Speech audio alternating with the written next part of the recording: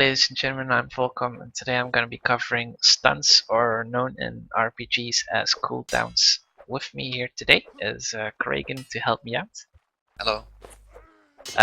And there's three things I want to cover. First one will be the shield stunts. If you go escape and go to equipment, there's two factors that will involve in shield stunning. One is the weight of your shield. If you see, the free shield has a weight of 2, and it builds up with 2.5, 3, 3.5. Now, the heavier your shield is, the more chance you get that it won't be stunned. And after a certain weight, depending on the weapon that is stunning you, it will just not work out at all. Usually, you can go with the thought that if your weapon is heavier in weight than your shield, then you will be able to stun it. Or if your shield is heavier than the weapon, then you can avoid being stunned. Now, this is in theory, but there's a little game mechanic to stunts. Whereas, if you hold a weapon a certain amount of duration, and I'll try to find the chart that Sir Azan has made for it, you get a perfect stun, which kind of contributes towards the weight of your weapon, making it so that you can still stun shields that are heavier than the weapon. Kragan has taken a header shield, I think, A heavy one. a heavy header shield, which is 3.5, and my weapon is 2.3. And yet I will still be able to stun him if I get the correct holding time before I release it. Now I'll do one without with the incorrect time, and you'll notice that Kragan will be immediately able to hit me back straight after I stun him. Right there. So after I hit him, he could immediately raise his weapon. Now I'll do it with the correct timing, and you'll see his shield will drop slightly down, and then only he can raise his weapon. So as you saw there, it took a while for him to be able to raise his weapon, and that means in that period he is stunned.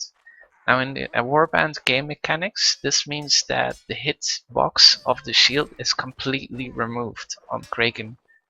So anyone who hits him after he's being stunned, during his being stunned, will go straight through his shield, and you'll be able to hit him. So it's very important to know. Okay, the second way that I want to talk about stuns is the kicks, obviously. So if you don't mind me doing a few kicks here, Kragan, I know it's kind of as an insult in the multiplayer community, but I want to show it for the better purpose. Kragan does it on me. Is that while you're being kicked, you cannot raise your weapon. Like, you're just gonna like stumble back a little bit. That's the same as the shield stun as before. In that period, you cannot fight back, and everything that will be, every arrow or anything that goes towards you will be a hit. In some cases, arrows actually do not still hit and randomly hits on the shield while you're being stunned. But that is a weird phenomenon that I cannot explain myself. So this is the duration of the kick. And as you see, as he went back, that's only when he could draw his sword. So I was already raising my sword as I kicked him. And so during the momentum that he was falling back, I could have slashed him. If I do it too fast, then I cancel my own swing, and I'll get a hit back probably.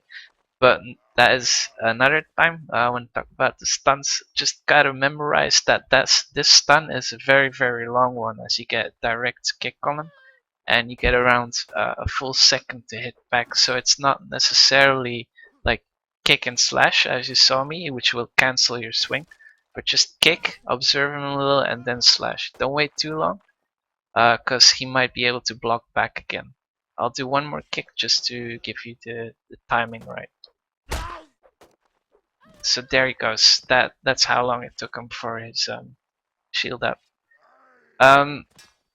Then there's the third stun, and that's when you're attacking. Is when you get in too close and you want to stab with your sword, because he's blocking and I'm stabbing, I'm putting my full weight into it, and therefore I get like a little muscle shocked by it by doing so. So I won't be able to hit back a second time within a certain period, which is the stun. So he saw that my character was kind of like frozen right there, and I couldn't block that one. So I'll do it again. Okay, so I got a little faster this time, but you saw still that I was stunned for that during that period. So those are the 3 stuns that I want to talk about. Anyone who likes to play PvP and any other game knows that cooldowns are essential when it comes down to taking down your opponent, and as well here as in Warband, it's a huge factor that a lot of competitive players count on to take down their enemy. Either it's 1v1 or multiple friendlies against that one enemy. So thanks for watching.